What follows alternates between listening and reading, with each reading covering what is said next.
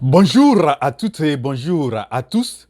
Je vais présenter aujourd'hui une très bonne idée de business qu'on peut développer dans la filière avicole.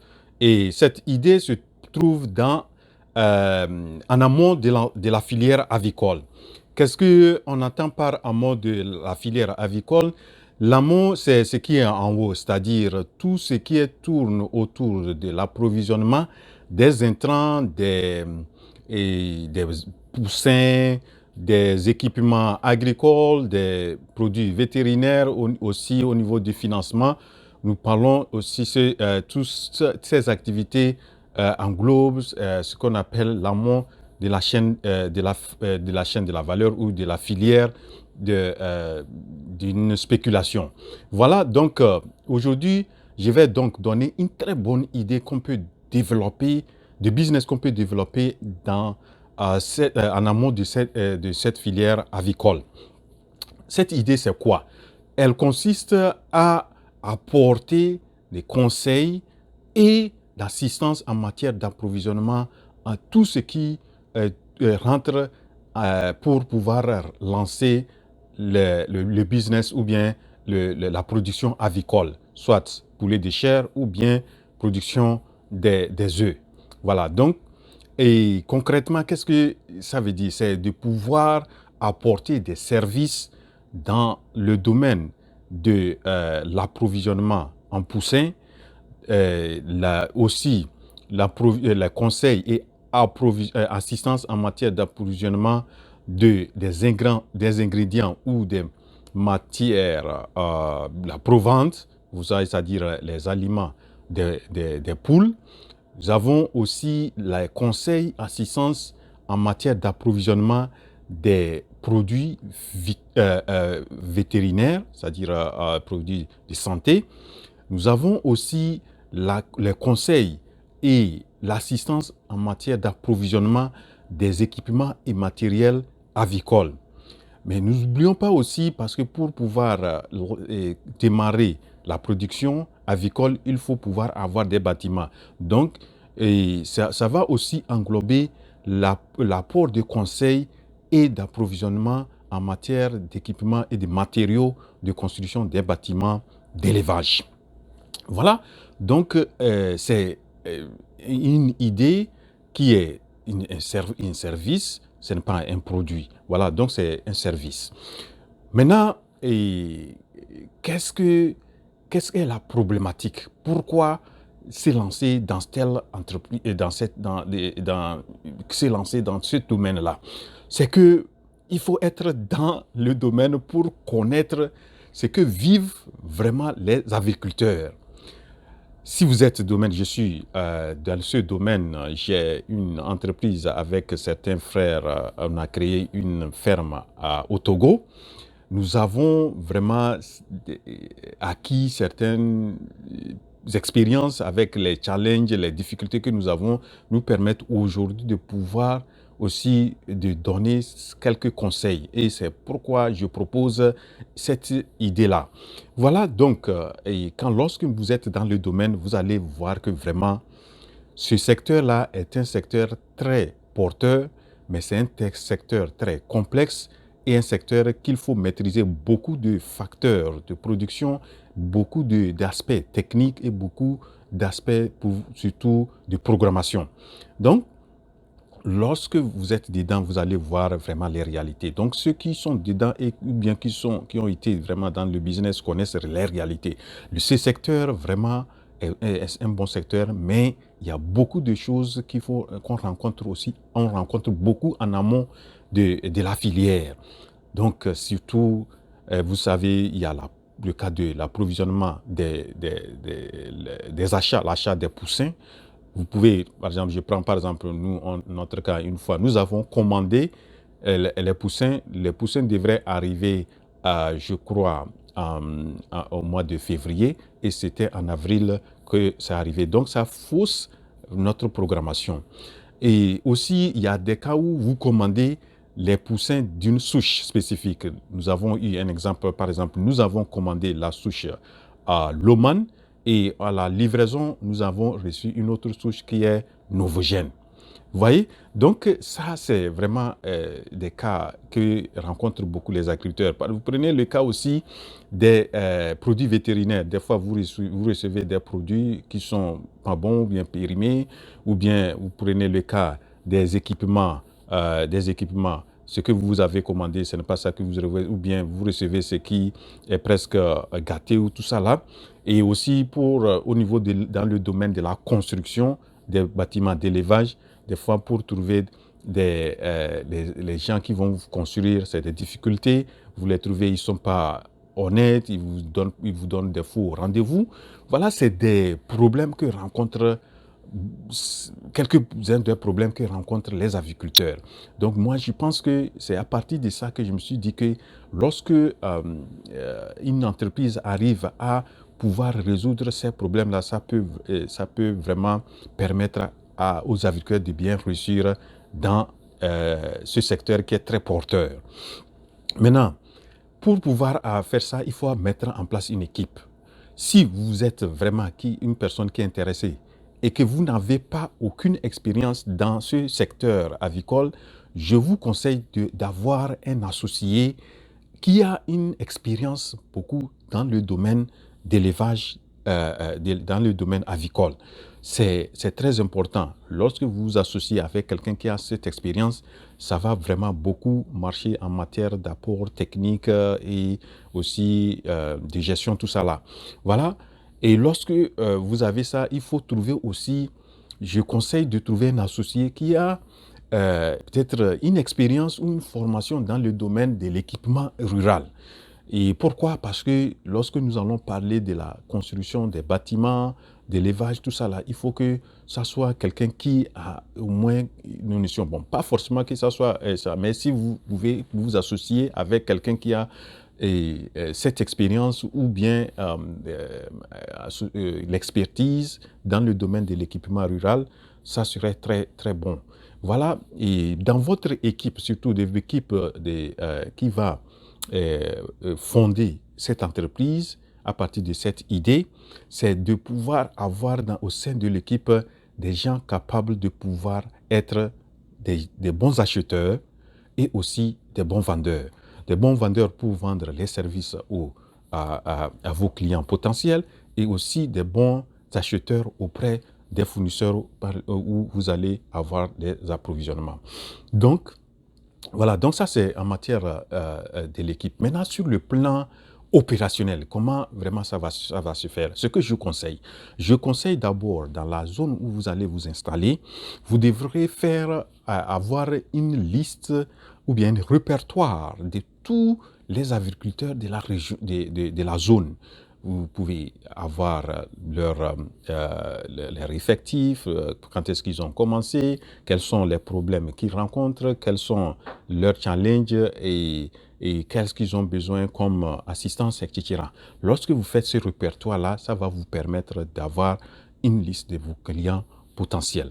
Maintenant, la deuxième chose que je recommande, c'est d'avoir aussi créer un réseau ou créer un répertoire des fournisseurs que vous allez contacter. Ces fournisseurs, les fournisseurs des poussins, les fournisseurs des produits vétérinaires, les fournisseurs des intrants des équipements et matériels avicoles. Il y a aussi des matériaux et des équipements de construction des bâtiments d'élevage. Donc, vous devez avoir chose et s'assurer aussi de leur fiabilité.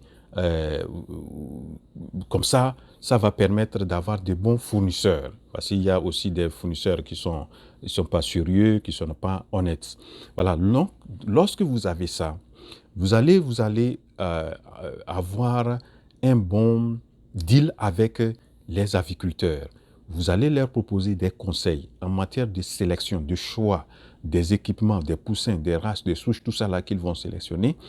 Vous leur donnez ces conseils-là et vous leur proposez en même temps de leur apporter l'assistance en matière d'approvisionnement en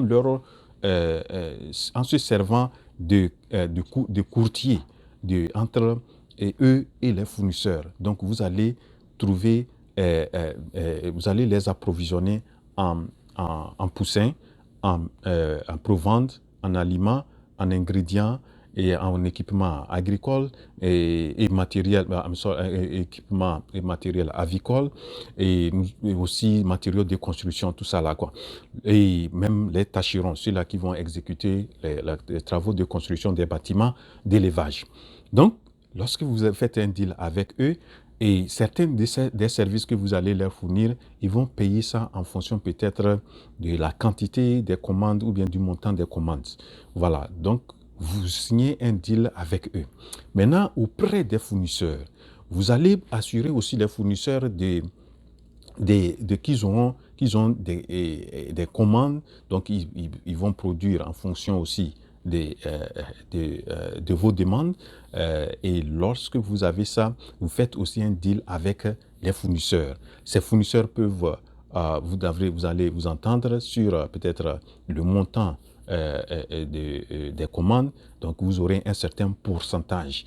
Donc ça se fait si vous êtes un acheteur, vous pouvez convaincre les fournisseurs et déjà vous leur trouvez les marchés. Ça leur permet de s'assurer qu'ils ont un marché consistant parce que si vous pouvez regrouper plusieurs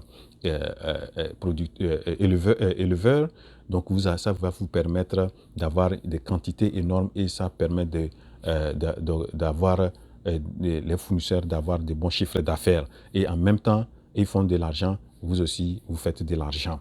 Voilà, donc lorsque vous faites ça, vous avez au niveau des aviculteurs, vous gagnez un certain pourcentage ou une certaine somme d'argent. Au niveau aussi des fournisseurs, vous gagnez aussi un certain pourcentage des commandes, etc.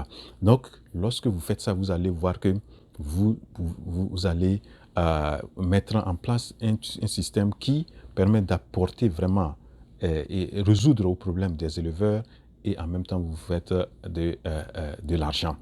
Voilà, donc ça c'est l'idée, mais comme je le dis, c'est un domaine très très très complexe, un domaine qu'il faut bien maîtriser et c'est pourquoi je souhaite que dans l'équipe qu'il y ait vraiment des gens qui ont une expérience.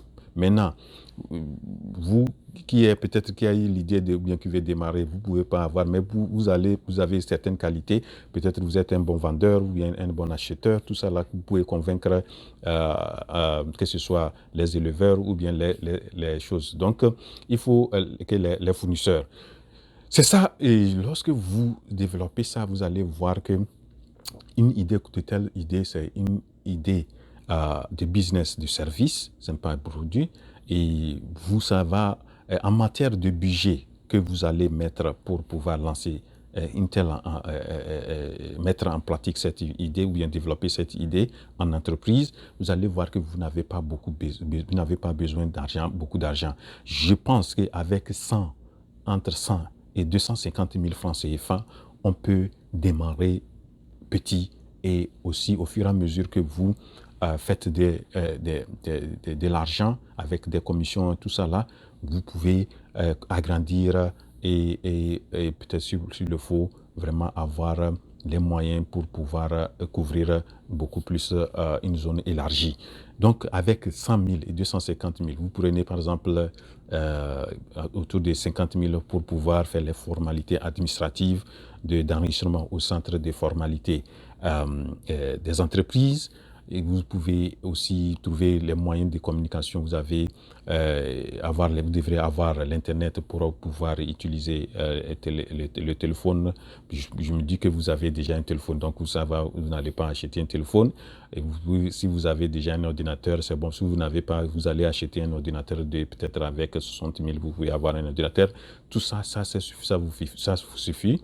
Vous n'avez pas pour le moment peut-être de moyens de déplacement. Vous pouvez vous débrouiller avec les moyens de transport, peut-être en moto ou bien louer, tout ça là. Pour le moment, vous pouvez gérer ça. Lorsque vous faites ça peut-être premier, deuxième, troisième mois, lorsque vous arrivez à commencer à dégager les moyens, vous pouvez peut-être vous acheter une moto qui va vous permettre de faire les courses en attendant d'aller plus loin en matière de moyens de déplacement. Donc voilà. Et ce que je propose, un budget entre 100 et 250 000 francs CFA, ça peut démarrer une telle entreprise. Maintenant, je vous donne quelques conseils pratiques que vous devrez suivre lorsque si vous voulez vraiment aller dans ce sens, vous voulez entreprendre dans ce sens-là. Voilà, le premier conseil que je donne, c'est d'être vraiment intègre. Toute l'équipe qui est fondatrice de cette entreprise qui va naître doit être intègre, honnête. Maintenant, qui va inculquer l'équipe qui va travailler aussi avec vous. Donc, il y a l'honnêteté qui est très capitale parce que si vous devrez être honnête envers les agriculteurs, vous devrez être honnête envers les fournisseurs, aussi toutes les parties prenantes de votre entreprise. Voilà, ça c'est le premier conseil que je donne. Le deuxième conseil que je donne, c'est le respect des engagements. Le respect des engagements en matière d'entrepreneuriat est très capital. Donc, surtout que ce que vous voulez faire, c'est un service que vous apportez. Donc, il faut respecter les engagements. Lorsque vous signez un engagement avec les aviculteurs, il faut pouvoir les respecter. Lorsque vous signez des engagements avec les fournisseurs, il faut pouvoir les respecter. Et lorsque vous les respectez, vous allez être gagnant. Vous irez respecter auprès des éleveurs, aussi au niveau des fournisseurs, vous serez respecté. Le troisième conseil que je donne, c'est de pouvoir développer un service clientèle hors pair, excellent. Le service de clientèle très capital. Une bonne expérience client va vous lancer très loin. Donc, vous devrez être à l'écoute des aviculteurs, être à l'écoute des fournisseurs et pouvoir vraiment satisfaire vos aviculteurs que vous accompagnez, que vous apportez comme assistance. Donc, et aussi au niveau vraiment des fournisseurs, vous faites tout pour pouvoir leur apporter aussi des services ou bien des assistants, des commandes ou bien des preuves avec respect dans le respect du service clientèle vraiment très bien. Voilà. Donc ça, c'est un autre conseil que je donne. L'autre conseil que je donne, c'est de pouvoir mettre en place quelques services gratuits que vous allez donner, surtout aux aviculteurs. Par exemple, les formations. Vous pouvez, c'est pourquoi je souhaite que dans cette équipe qui va fonder cette entreprise, qu'il y ait des gens qui ont l'expérience dans le domaine avicole. Donc, vous allez organiser des séances de formation même au niveau des fermes. Vous arrivez dans les fermes, vous organisez des séances de formation périodiques et pour pouvoir que ces fermes-là arrivent à vraiment rentabiliser leur investissement. Donc, des formations pratiques et gratuites. Et lorsque vous le faites, vous allez voir, vous allez être gagnant. L'autre conseil que je donne, c'est de pouvoir aussi effectuer des visites régulières dans les fermes que vous accompagnez pour observer de la façon dont les choses sont conduites, tout ça là, pour voir s'il y a des améliorations qu'il faut apporter. L'autre conseil que je donne, c'est de pouvoir mettre en place une plateforme de tout ce que vous accompagnez et avec les systèmes de communication modernes maintenant, vous pouvez créer un groupe de Facebook, un groupe de WhatsApp où vous avez tous ces mondes-là. Vous venez de temps en temps leur donner des conseils ou ils viennent aussi donner leur expérience, les challenges qu'ils rencontrent et voir comment ensemble vous pouvez résoudre ou bien eux-mêmes, ils peuvent apporter certains éléments de réponse, ou bien un éleveur va dire que moi j'ai eu ceci, j'ai apporté ceci. Donc ça peut donner aussi en même temps une manière pour les autres aussi de s'inspirer des expériences des autres. Voilà, donc vous mettez tout ça en place, vous allez voir. Donc voilà, donc la première bonne idée de business que je pense que vous pouvez développer dans la filière avicole, surtout en amont.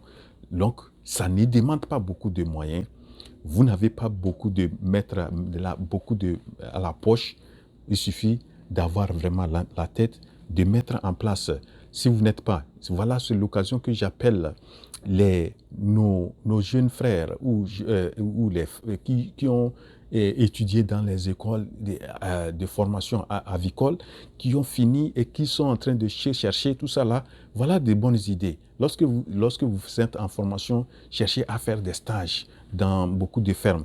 Et lorsque vous sortez, vous pouvez vous mettre ensemble avec des gens peut-être qui ont déjà quelques expériences vraiment sur le terrain, vous mettre ensemble et créer des trucs comme ça pour accompagner. Je vous assure, j'ai déjà l'expérience, ou j'ai vu cette expérience dans notre ferme. Je pense que lorsque il y a un bon accompagnement, une bonne orientation aux aviculteurs, il y a une forte chance qu'ils réussissent et qu'il y ait une très bonne rentabilité. Donc, avis donc à ceux-là qui sont là, qui cherchent des idées d'entreprise, voilà une très bonne idée qui ne demande pas beaucoup de moyens. Vous n'avez pas besoin d'avoir des millions pour aller construire des poulaillers, tout ça là pour démarrer, mais démarrer avec cette idée-là. Et après, lorsque vous aurez peut-être les moyens, vous pouvez même mettre en place vos grandes unités de production. Voilà donc l'idée que j'ai voulu partager avec vous aujourd'hui. Et dans la semaine prochaine, je vais donner une deuxième très bonne idée de business qu'on peut développer dans l'aviculture. Et surtout, là, ça va concerner au niveau du milieu de la chaîne de la vallée ou de la filière. J'espère que vous avez apprécié cette vidéo. Si vous l'avez appréciée, n'oubliez pas de cliquer sur la touche j'aime. Et si vous avez beaucoup aimé aussi, n'oubliez pas de partager cette vidéo. Et aussi, si vous n'êtes pas encore abonné à la chaîne, je vous invite à vous abonner à la chaîne. Et sur cette chaîne, vous allez voir qu'il y a beaucoup de choses que je développe et qui vont vous permettre, si vous êtes quelqu'un qui s'intéresse à l'entrepreneuriat, je vous assure qu'avec ça, vous pouvez mieux réussir. Merci beaucoup. Et rendez-vous à la prochaine semaine. La révolution entrepreneuriale en Afrique, c'est maintenant. Je vous remercie, votre frère Wouro.